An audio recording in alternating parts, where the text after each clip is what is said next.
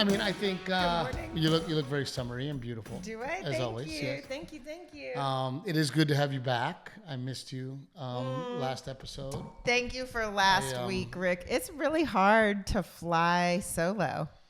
I don't think people realize how challenging that is. So thank goodness for Rick. Oh, I just realized I forgot to put on mascara. Oh, you better go do it. No, it's okay. I'll go without mascara. I will fly solo for 3 minutes while you go do that.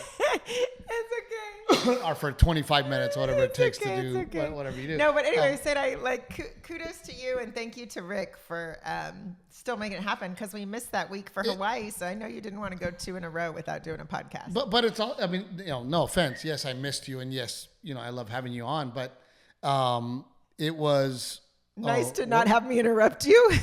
No, it was. Why is it this stupid thing? Steve got an iPhone and he doesn't know how to use it and he's incredibly frustrated with it. Yes. So now it's okay. There we go. Okay, now I understand. Where was I? Oh, talking about flying solo. But it was also an opportunity for me to chat with Rick. Yeah. Rick and I, because he's busy, because I'm busy, because we live an hour and 25, 30 minutes away from each other. We don't always get to talk, and when we do, it's always business or something very quick or whatever. So it was nice to have a conversation. Have Rick chime in and ask questions. With Rick, yes. Yeah. So it was. Talk to someone who cares. No, I'm kidding. You said it. That's why I hit my chin on the mic. I didn't say it. You said it. I didn't say it.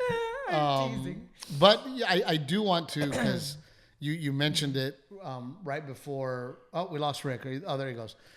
You mentioned it right before we walked on. That people do want to know your opinion. Yeah, someone sent me a message on Instagram on Hawaii. They were like, "Okay, I heard Steve's version of Hawaii, and now I really want to know what you think." And speaking of comments, somebody did send like an extensive kind of comment. I don't know if you saw it. I didn't get to read the comments. This woman sent me a message. No, this woman was like, she loves us and she was like, I still love you, but I think she thought maybe that I was shitting on Hawaii. But no, I hope they don't think that I was shitting on Hawaii, and most importantly, no, Steve just shits on every vacation. We know this already. No, I just want to say that number one, when I was able to spend the time with the locals doing the local thing, that was really magical and special. Not to mention the island is beautiful. We had the utmost respect for the island. And the natives, like everybody was beautiful and everybody had the shaka attitude, and it was just cool. So I don't want her to think that I did not like Hawaii. I didn't like the prices. I didn't like the lack of things to do, the hotel. There's a lot of things I didn't like, but not the people, not the island. I love that. So oh my gosh, the nature there is beautiful and spectacular. I wish we had been able to do more hikes and see more waterfalls because it's incredible. I mean, we went to one place where there was like a blowhole and it's a black beach, the black rock from the volcanoes.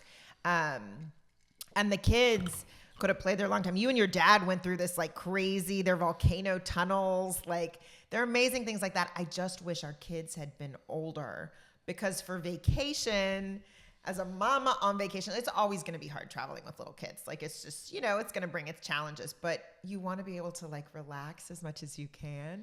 And with Delilah being like so precocious and in everything, and Garrett wanting to surf so much because he loved it, and the waves being a little too intense and him not being a strong enough swimmer, Delilah slipping on our hikes. Like I just, I would wait till your kids are older. But it's so... If you're going to spend that kind of money, wait till your kids are older. I mean, it was so cool because, and you weren't here for this yesterday, but, we did take them to see sea turtles coming up to the beach to lay their eggs. So one of the beaches we went to, there was a sea turtle laid out, and Delilah and I sat there and watched the sea turtle for several... for a long time for Delilah. But then yesterday, we were watching Finding Nemo, And then they get to the thing where the sea turtle comes out, and Delilah goes, I saw one of those in Hawaii, right? Yeah. And I always talk about, you can see something or read about something.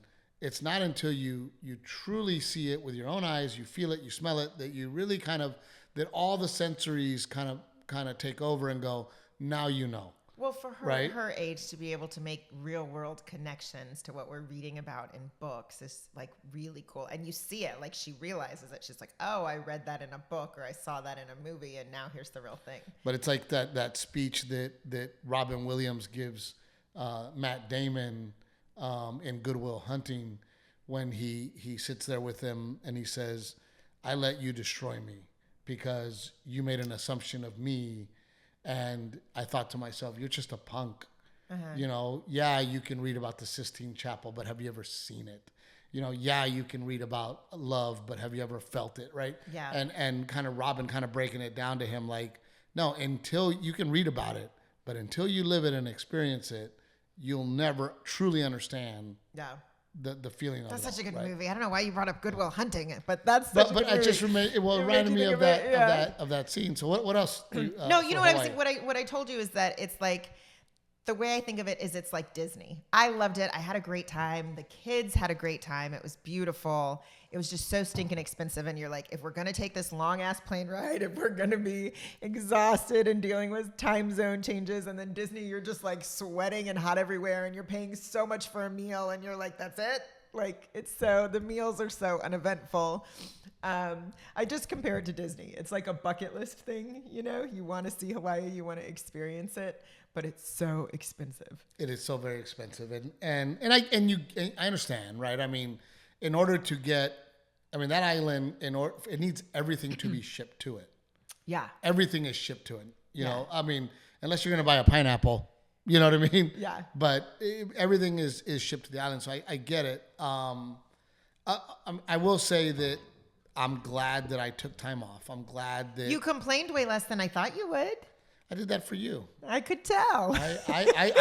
You teach me things and I change. Very different than the other way around. Yeah, sure. I knew that was coming. Yeah, you knew it was coming? I knew it was coming. No, I really wanted to appreciate it. And I'm glad I took the time off. And I'm glad that we made it a vacation. I think next year I would like to plan something very specific and kind of really think about what we want to do on our vacation. So not schedule it around a work date? Because that's why we did that. We took advantage of the fact that you had to be there for work. And we maximized it. Yeah. But yeah, I don't mind not focusing it around a work trip or whatever. I think we decided at least we're on the same page that right now with where our kids are, because certainly as they get older, I want to take them to experience new places and see new things.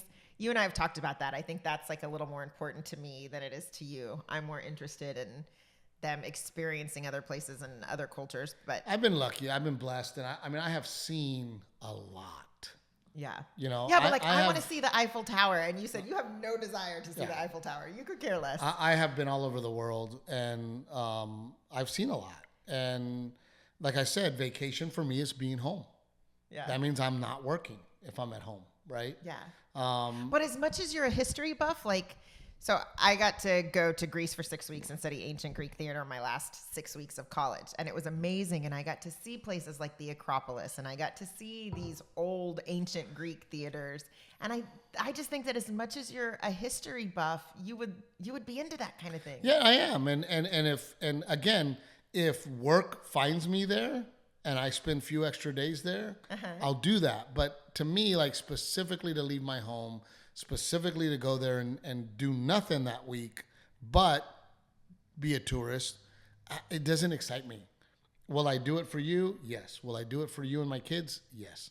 I'm happy to do it. My parents have been talking about wanting to go to Europe. Yeah. I would like to make that dream come true for them, But for me, being home is my happy place. Yeah. Being home, watching my kids swim in our pool, and us as a family having those moments where it's just the four of us, those are the special moments for me. I had a very special moment this morning. I couldn't sleep. I woke up at 5:30, got up, made me some coffee, sat there, watch the sun come up and the deer come in, and drinking my coffee, and my princess, my beautiful daughter, she comes walking out, and she's rubbing her eyes, and she comes and she climbs in my lap, and she gives me a hug and says, "Make me pancakes, Daddy." And I'm like, yeah, that for me is the most beautiful thing on earth. Yeah. For me, moments like that, right? So. And you don't get those often. Yeah, and I don't need the big moments. I've had a lot of that. I've been to crazy places, which is where this is going next. Renae and I had the privilege and the honor to go to Gabriel Iglesias's birthday party. Oh, you didn't talk about it last week. No. Did I talk about it, Rick? You did not. How did he go the whole episode without talking about it? We just talked about Hawaii, I think. We just Yeah? talked about Hawaii and some comedy, but just to give you a brief history of me and Gabriel Iglesias. Fluffy. Years and years ago when I had first moved to LA, at that time, Fluffy was starting to sell out comedy clubs. He was ahead of the pack when it comes to the Latino Mexican American comedians. Uh-huh. Very, very sweet guy. He at one point he would say, "Hey, I play poker at my house with a bunch of comics. You should come." Yeah. And there was several months that I would show up at his poker game, Yeah. right? And at that time, Is it like a Molly's game, like that movie? Is it a crazy? no, poker game? it was really chill. And Yeah. at that like time, just a real legit poker game. he was already living in Long Beach. He did own a condo, but it was nothing special. It was nothing, holy shit, comedy got you this, right? It was Yeah. just a regular, like 2-bedroom condo, very Which nice. still costs how much in California? Yeah. And then for whatever reason, Gabriel went off to become Gabriel, and I went off to continue on my path.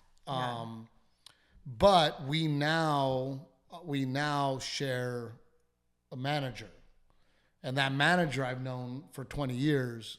Yeah. In my life. Since we were dating. You knew him before we started dating. Yep, before we started dating. And, through him managing me and my friend Eddie, who you met here on the podcast, Gabriel and I just started touching back base, started, saying hi to each other and just kind of communicating more. And we get this amazing invitation to go to his birthday party. And I just thought for that relationship and I do admire the guy and the things that he's accomplished. And I think he's extremely talented. I thought, you know what, we should go. Yeah. Show some love and some support. Yep. Got back from Hawaii. And then 2 days later, we're flying out to Long Beach to go to this birthday party. But just you, me, and Garrett. We thought me, you, that and would be a lot to put Delilah back on a plane. At first, and then it was, they said that, kids were welcome. But, they did say it is an adult party, and later that night it will become an adult party. Yeah. But kids could come. Well, that naturally happens at a party, right? After a certain hour, it's like... I did not know what to expect. Nor did I, because we'd never been to a party before, but apparently... We've been to a party. No, I mean, one of his parties before. Apparently, it's like a thing. If you've been invited to his parties, you know what to expect. It was mind-blowing. Oh, my God, yeah. I mean, truly, everybody, it was a lucha libre theme. Everybody was asked to dress up. I dressed it up like a referee with a lucha mask.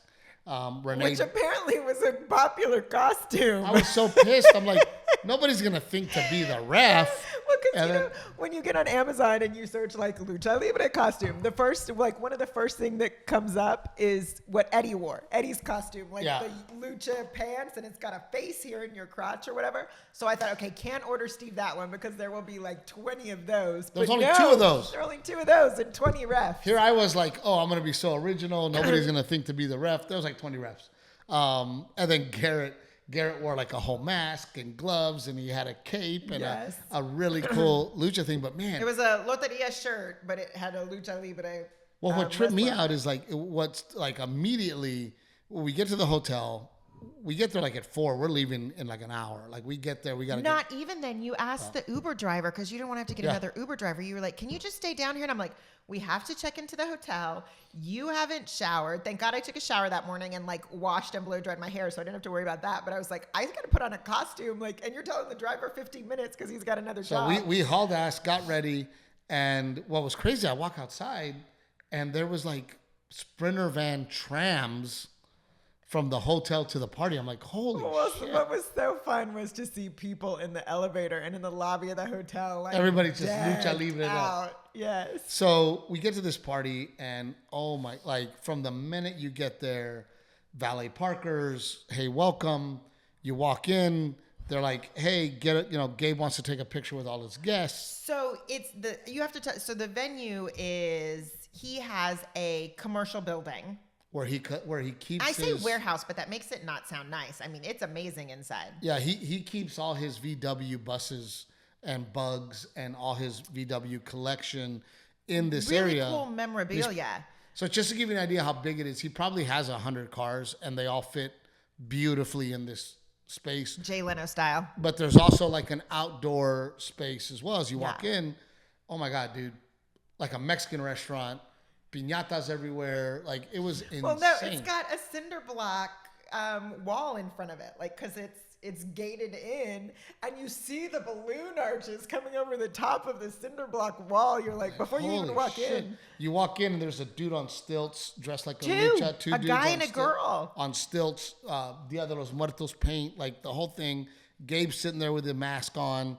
You go over, you take a picture with Gabe, and he was very, very sweet. And I was gonna have to say, I was so impressed by that we showed up and he was there in front of the like backdrop theme of the party, which was his face and his giant face and a lucha mask. But and he so gracious and like greeted everyone. And honestly wanted to know who everyone was because we took our family picture with him. And then because we had Garrett, we took Rebecca with us so that she could take him home and I could stay and hang out with you. And I said, Becca, you want a picture? She's like, yeah. So I said, can we get a picture? And he said, oh, and who are you? Like he legit did not know her and he wanted to know who she was. And I just was like, and not like rude, like who are you at my party? But like, hey, like I want to know everyone who's here. Like I want to say hi to everyone who's here. And I just thought that was super gracious of him as a host. Oh my gosh, dude, you walk in. And it looks, there's a stage, there's a band playing, there's mariachis playing. At this time, the mariachis were playing, but there's a band ready to play. And then there's a lucha libre ring in the back. You walk into a tunnel, like a tunnel of flags. And like you said, piñatas and balloons. They've created this whole tunnel out of decorations that's lined with the mariachis on this side. And then on this side is one of those lighted a lighted floor. And then on the left side, it's like you're walking into a fair. Yes. Because there was food truck, bar. Food truck, dessert bar, coffee cakes, bar, a gelato bar, a churro bar, it was aguas frescas bar. It was elote bar. Unbelievable. And you walk and you go, oh my God. Like, it was crazy. Then, I thought, okay, I'm going to bring Garrett. He'll think the lucha stuff is cool. But holy crap. Oh, there was a huge stage. There was a stage with the musicians and the dance floor. And then there was a whole separate ring and stage set up for actual luchador wrestling. Yep. And strippers. But, well. But from all the things that Garrett could do, gift bags. He built the Build-A-Bear. All the Build-A-Bears you wanted to make, you could make them. Okay, that was crazy. Was like all the stuff that was customized specifically for his party. The little Build-A-Bears, I didn't realize until we got home, are wearing a shirt that says El Fluffy 47th birthday party. Picture of him. Pachanga, like, yes. Picture of him on the shirt. His little, what do you call those little pop dolls? What are they called? Oh, the pop something or whatever. iPop or I forget. Garrett knows what they're called. You guys know what I'm talking about. I don't know what they're called, but those little dolls that come in the white box and they say like iPop on them. They have a name for them. Rick, do you know what they're called? Funko. There you go. The Funkos. The Funko. The Funko dolls. Anyway, that was kind of like the theme for his birthday was a lucha libre Funko was on everything. Dude, it was absolutely insane. I mean, food everywhere, cakes everywhere. Make yourself a Build-A-Bear. This artist is painting or not painting. He's like Is it blowtorch? blowtorching a piece of plywood. At first, I couldn't tell. I was like, is that a blowtorch or spray, like a spray gun, spray paint gun? Gabriel. You could get caricatures. I mean, Garrett went to the churro bar, the ice cream bar, the gelato bar, the cake bar. Like, it was insane. Yeah. People were coming to the table, and I'm like, where'd you get that? Like, fucking lobster, steak. There's like 3 or 4 caricature artists lined up, and you could go and they draw you real quick. And then the painting was like airbrush. He got a lucha libre. Oh, yeah, you mask could on get, one like, arm tattoos. I mean, it was, and Garrett was just walking around like, oh, my, and I just thought to myself. What's in this corner? I'm a grown-ass man, never been to a party like this. Garrett's doing it at 7, right? Yeah. There was other celebrities there, and the ones that I personally knew got to hang out with Emilio Rivera, who is the padrino in the TV show The Mayans. So I got to hang out with him and laugh with him a little bit. It was lovely to meet his wife. They're very, She's an very actress nice too, people. and such a classy lady. They remind me a lot of us. Yeah. Right? Very family oriented and just a really good dude. But They had their son with them too. And I didn't really get to catch up with Gabriel much because he was the star and Making the the star of his rounds. party, you know. And then you know. Oh, Frankie J showed up. We didn't talk about that. This guy Frankie J, right? who- Frankie J. I hope I'm not messing up his name. I didn't even know who he was. Forgive me. He sang, like, just got on stage and was like, "Hey, I just want to sing, Fluffy. You know, it's your birthday. Happy birthday. Oh my God, this guy's a beautiful voice. Yeah. I was floored by how talented this Frankie What he J can do guy with his was. voice, He was yeah. amazing. But my favorite. You know what I didn't realize? Because we're from Corpus Christi. Frankie J, when I looked him up, because you were like, I don't know him. And I was trying to I know his songs that he sang, you know, his popular ones. But I was like, well, what else does he sing?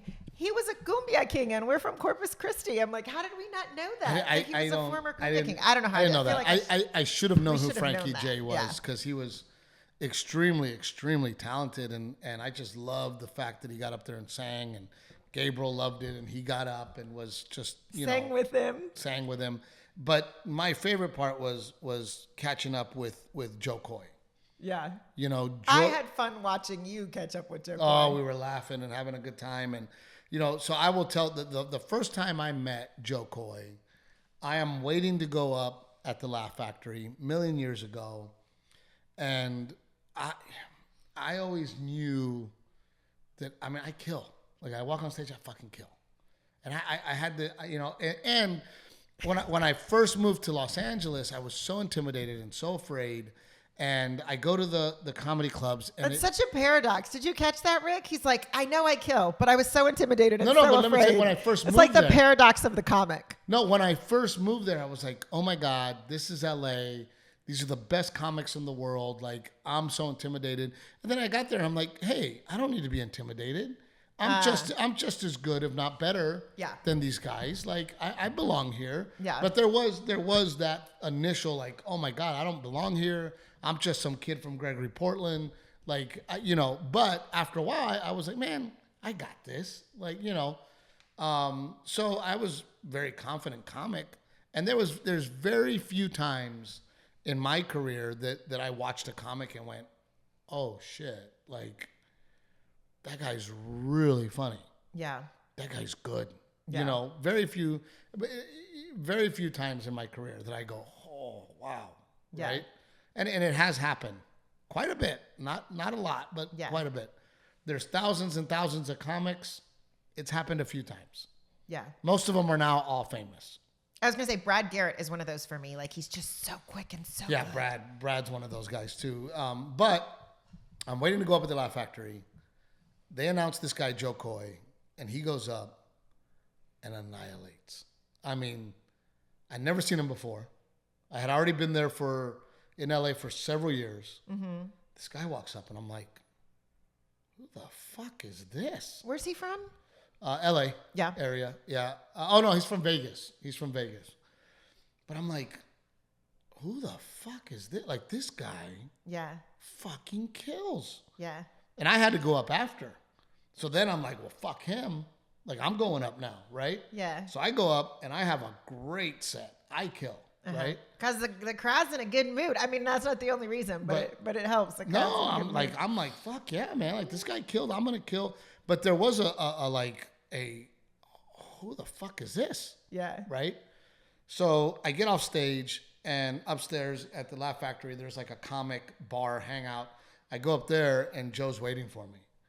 And Joe's like, who the fuck are you? Yeah. And I go, I want to know who the fuck you are. He goes, dude, he's like, he goes, I walk off stage thinking to myself, I smashed, nobody can follow me. He's saying, you go up there and fucking, he's like, we got to meet. And then that is how our friendship started, is that both of us got on stage the same day, right back to back, and found such a mutual respect found for each other's talent. a complete mutual respect for each other. And then after that, it was, hey Joe, we'd hang out, you know. I actually remember watching, Joe Coy got the Tonight Show. And I remember we all watched Joe do the Tonight Show at the Comedy Store on the TV in the front bar. Yeah. And I remember going, oh man, he's going to blow up. Like, God, man, he had a great Tonight Show set. I go, man, good for him, you know. And then. And did he after that? He started to. It was some momentum. That was kind of the beginning of his career. Yeah. You know, getting some heat and kind of going out and doing stuff. I remember him being so excited because he got a Boost Mobile deal. And he was just thrilled. And he was like, oh my God, I can't believe it. And they're going to write me a check. And this is going to change my life. And, you know, and I just, man, I hadn't seen him. And then I was in at the Comedy Store. Joe Coy was not. Really? And the Comedy Store can be a very, very intimidating place. And if you're not in at the Comedy Store, it is a very... It's hard to get in. It's hard to get in. It's a very intimidating place. There's a lot of little doorways and places you can go. And if you don't really know where you're going, you kind of just hang out in the parking lot, right? And Joe had already become Joe and was already doing very, very well for himself. And I was judging the roast battle that night. And Joe comes to the Comedy Store and you can just kind of see he's got this like, hey, I'm not causing any problems. I'm just trying to hang out. I really don't know the ins and outs of this, but I'm like, Joe, come on. And, you know, I took him up to the belly room. He sat next to me at the thing. I made him comfortable. And he was like, man, thank you for that, you know. But then Joe went off and became Joe Coy, and I'm off doing my thing. So, gosh, there's probably been 7 years that have gone by since I've seen Joe. And since you've seen him, it had been 7 years? I think I might have saw him on the road. I guess we've been in Texas now. I think I might have saw him on the road and went to, no, because I saw him again.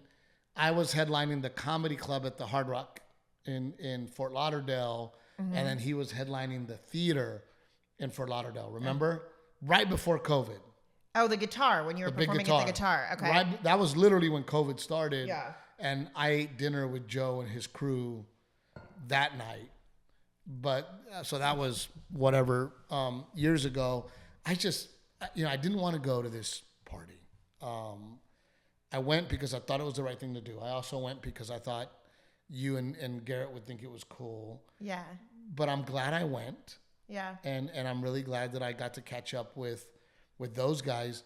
And then at the end of the night, not even the end of the night, like, dude, Gabriel just kept getting on the stage going, more coming, more stuff. And then all of a sudden, like, these people on stilts come out in the middle of the night and they're like lit up. And, I mean, it was crazy. And then all of a sudden he was like, everybody look behind you. I look up and it was a drone show. It's a drone show. Rick, have you seen these? Yeah, we've actually done segments on them. I didn't even know like this existed or this was a thing, but it was probably like 200 drones, and each drone has a light on it that can change colors, and then obviously they fly wherever they need to like make pictures in the sky. It was like welcome to Gabe's party, spelled out huge and perfect, and then it would morph into a because he's a big Star Wars nut. It would morph into a Darth Vader mask. And at one point it was a VW bus because he loves VW buses. And then at one point it was like his logo holding the microphone. And then it was the Lucha Libre mask that was all over, a plastered chihuahua. all over the party. Oh yeah, it was his chihuahuas, the faces of his 2 chihuahuas. It was crazy. It was crazy. It just kept coming. I'm like, holy crap, like this is insane. Yeah. I had never seen a drone show. And I would assume, Rick, that they all get programmed into a program. Is that what happens? That's exactly what happens, yeah. Because they don't have individual pilots. No. Oh no, there's no way. Yeah. Can you imagine individual pilots? No, it's all pre-programmed. The only thing that scared the shit out of me was like, okay, we already have a cotton candy machine. We already have a popcorn machine. We go to Gabe's party and I'm like, oh crap, what is Captain Evil? Oh no, there were 21 cakes. I counted them. They made a stand just to display all the cakes because each cake was like a different theme. And then Ice sculptures.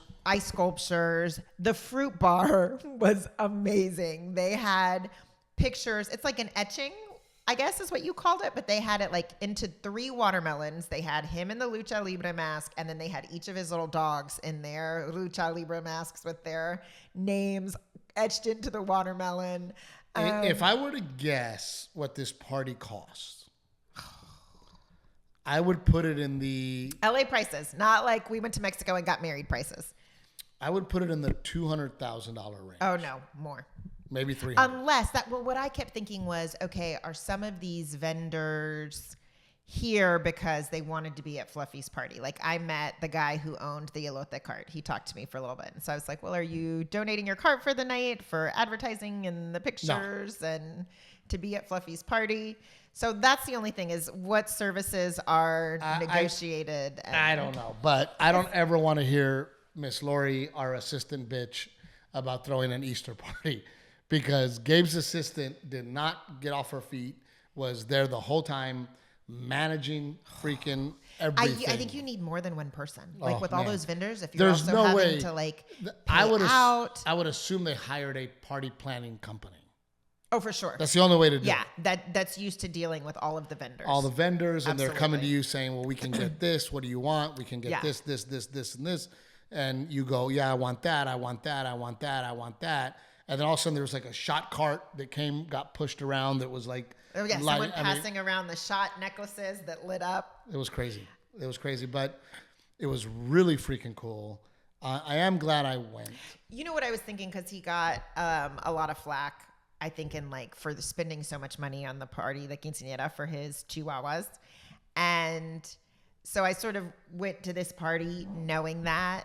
And yes, it is an exorbitant amount of money spent on this party. You and I talked about that. And yes, there's a part of that sometimes from the outside looking in, you're like, that's so foolish to spend that much money. But I have to say, I just really felt like you could tell everyone there was having such a good time, and that this was his gift to them. And someone even said, I think Gabriel has the same gene I have. Yeah. That I love sharing with people what I have. Yeah. I love it. I absolutely love it. It makes me happy. I love to see people go, wow, this is cool. Yeah. You know, because I do believe that we should share our blessings. I do believe that we should let people enjoy and see, and on a deeper level, you know, and we've talked about this with some other friends, I want kids to make my house the house that might inspire them. Yeah. Because I had moments in my life that I went to somebody's house, or I got to do something that inspired me to go, oh, this is possible. Yeah. This is cool. This is how I want to live my life, right? Yeah. So I also hope that it's an inspiration, right? And to look at even all the creativity, like, hey, I could program a drone show, you know, like that exists. Right. That you can, someone dreamt that up. Someone dreamt up a lighted drone show. I think it's important though that people, and before Rick has to go, because Rick has to jump on us, but Rick, did you have moments in your life that were like that, where you go, oh, that inspired me as a kid or as a young adult? We lost him already. Yeah, we might have lost him. Did you?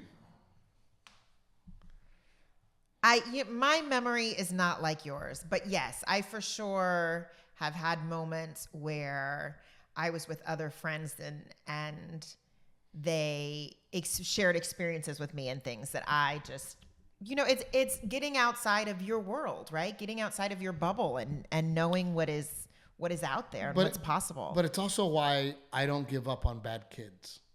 Yeah. And there are times that you're like, oh, I can't with that kid. And, oh my God, that kid is just disrespectful. And, oh my God, that kid. And I'm like, no, give him a chance, right? Because it's because you always tell me I was that kid. I was that kid, right? And there are people in my life that saw me and saw the goodness inside of me and saw that I was not just a troublemaker, that I was more than that, right? And gave me those chances. And gave me those opportunities to see and to do things that maybe had they not gone to bat for me, I wouldn't have been able to do, right? Like, and for me, it's like it's seeing that firsthand from you. Like when I hear you as an adult talk about things that teachers said to you as a child that you remember so vividly, and I see the way when you speak about it as an adult, I can imagine the way it affected you as a child, and so.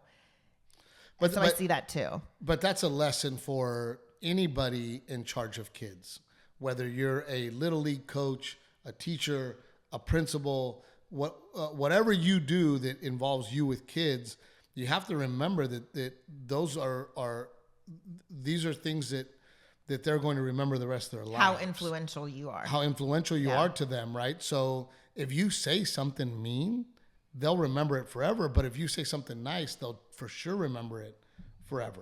Yeah. Like I said, in high school, Mr. Yao was the absolute worst to me. He was vindictive. He was mean. He said rude and shitty things to me. He kicked me out of classes that I should have been in. I mean, he hated me. And I'll never forgive him for it. I mean, I've forgiven him, but I'll never forget that he did that, right?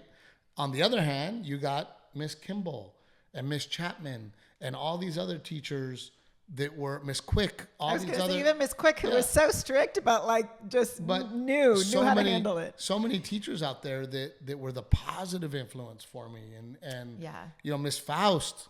God, I'd love to talk to Miss Faust.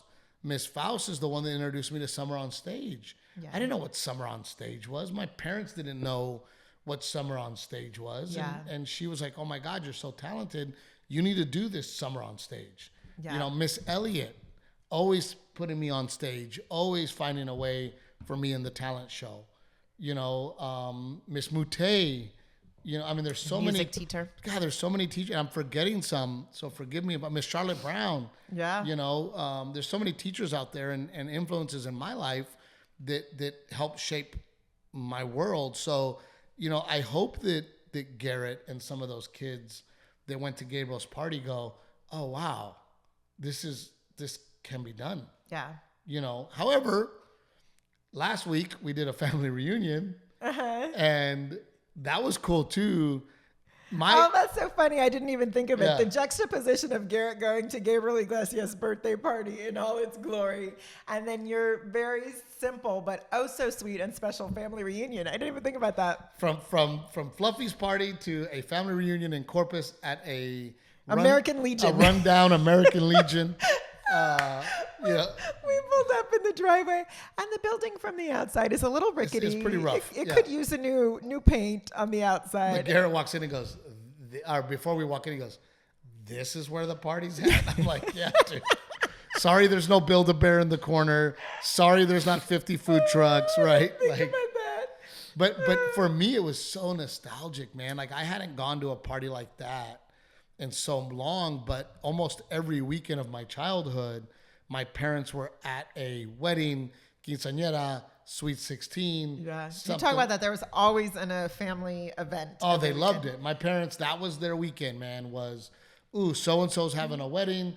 Dad would get his bottle of Crown, and he'd load us up, and we'd all go to this quinceañera hall, and us kids would run around, and as we got older, sneak beer and liquor. But when we were little, it was like just running around with our cousins, having a great time. the DJ in the background doing their thing, the food being served by all the tias and the ladies, you know, and my cousin Carlos, God, that guy. The food was so good. He made it all himself. He's Rice, an beans. amazing cook. And I knew he was going to cook. I was like, oh man, I can't wait. But it was the Benya reunion. It was your mom's side of the family, Yes. and she is one of 9 brothers and sisters, and they're all very close.